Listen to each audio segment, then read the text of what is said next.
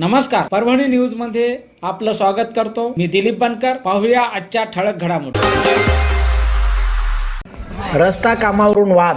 23 फेब्रुवारीला वंचित बहुजन आघाडीचा रास्ता रोको। मानवत तालुक्यातील मौजे मंगरुळ बुद्रुक येथील गट क्रमांक 417 मधील शेत जमिनीतून सुरू असलेल्या रस्त्याच्या कामाविरोधात वंचित बहुजन आघाडीने तीव्र आक्षेप नोंदवून 23 फेब्रुवारी रोजी रास्ता रोको आंदोलन करण्यात आला व इशारा देण्यात आला आहे। मंगरुळ येथील शेतकरी धोंडीबा तुकाराम मोरे या अल्पभूधारक शेतकऱ्याच्या मालकीच्या जमिनीबाबत प्रकरण न्यायप्रविष्ट RCS नंबर 296/2025 असून न्यायालयात सुनावणी सुरू आहे। असे असताना सार्वजनिक बांधकाम विभागाने संबंधित ठिकाणी खडी मुरुम टाकून रस्ता तयार केल्याचा आरोप करण्यात आला आहे। सदर काम तात्काळ थांबवावे, न्यायालयीन आदेश होईपर्यंत रस्ता बंद ठेवावा व शेतकऱ्यांना तार कुंपणासाठी पोलीस संरक्षण द्यावे अशी मागणी निवेदनात करण्यात आली आहे।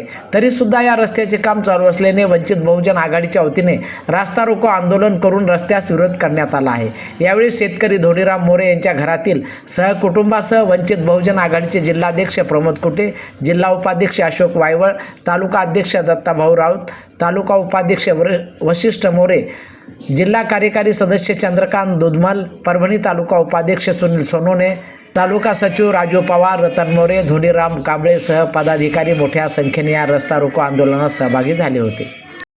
करायचं का? खाली मुंडका वरी पाय मोरे साहेबाच्या शेतातून जाणारा रस्ता बंद झालाच पाहिजे, मोरे साहेबाच्या शेतातून जाणारा रस्ता झालाच पाहिजे। अरे शेती आमच्या हक्काची, नाही कुणाच्या बापाची, अरे शेती आमच्या हक्काची, नाही कुणाच्या बापाची। अरे आमच्या मागण्या पूर्ण करा, खाली करा, अरे मोरे साहेबाच्या शेतातून जाणारा रस्ता झालाच पाहिजे, अरे शेती आमच्या हक्काची, नाही कुणाच्या बापाची। वंचित बहुजन आघाडीचा विजय असो, प्रमोद भाऊ कुट्या आगे बढो, हम तुम्हारे साथ हैं। प्रदीप बसल्यावर त्यानं मला 10-15 दिवसात आम्ही कागदपत्र घेऊन येऊ असं पाथरीच्या सामली इंजिनियरनं लेखी पत्र दिलेलं आहे आणि मला ह्या बोरकर साहेबानं नाळे पाणी पाजून मला उपोषण मागं घ्यायला लावलं आणि मला उठवून टाकलं होतं।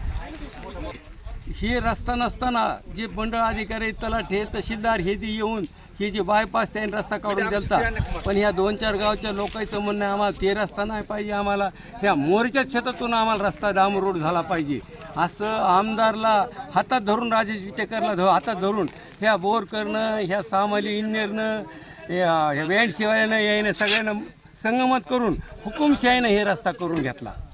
तुमची मागणी काय आता? आम्ही म्हणतो तो आमची कोर्टात केस चालू आहे, कोर्टाने निकाल दिल्याच्या नंतर तुम्ही रस्ता चालू करण्यात यावा, तोपर्यंत आमचा रस्ता बंद ठेवा।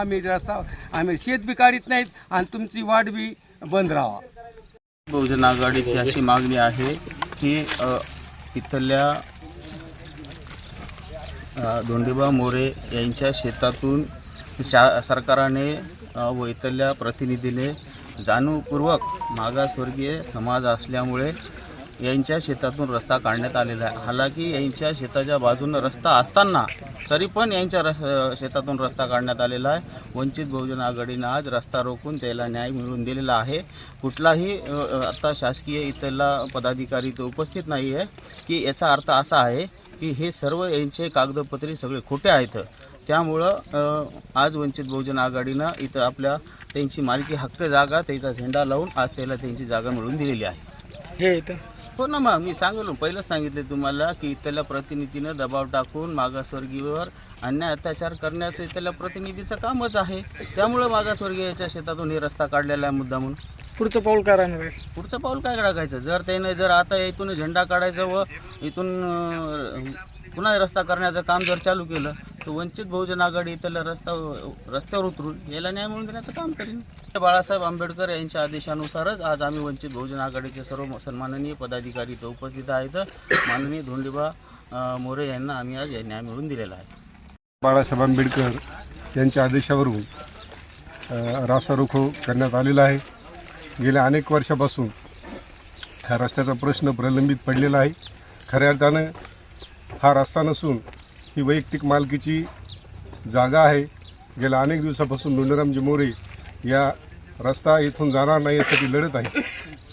म्हणून आज आम्ही सर्वांनी या ठिकाणी त्यांना न्याय मिळवून देण्यासाठी जमलेलो आहोत आणि हा रास्ता रोको करण्यात आलेला आहे। जोपर्यंत त्यांना न्याय मिळत नाही तोपर्यंत आम्ही त्यांच्या पाठीशी राहू, खंबीरपणे उभं राहू, याद्वारे मी ही ग्वाही देतो.